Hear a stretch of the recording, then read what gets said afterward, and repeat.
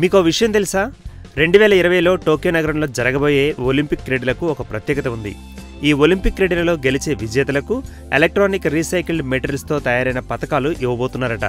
అంటే ఆ దేశంలో వాడగా మిగిలిన కంప్యూటర్లు, సెల్ ఫోన్లు, ఇతర గృహోపకరణాల వేస్ట్ను ఉపయోగించి ఒలింపిక్స్ మెడల్స్ తయారు చేస్తారన్నమాట.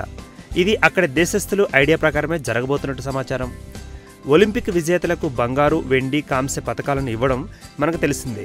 ఈ మెడల్స్కు కావలసిన రా మెటీరియల్ అంతా ఎలక్ట్రానిక్ రీసైకిల్డ్ మెటీరియల్స్లోనే పుష్కలంగా లభిస్తుంది.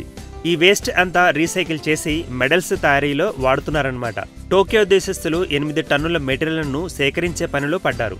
ఇందులో 40 కేజీల బంగారం, 4290 కేజీల వెండి, 2944 కేజీల ఇత్తడి వారికి అవసరం ఉంది. కాగా 2020లో టోక్యో ఒలింపిక్స్ విజేతలకు 5000 మెడల్స్ కావాల్సి ఉంది.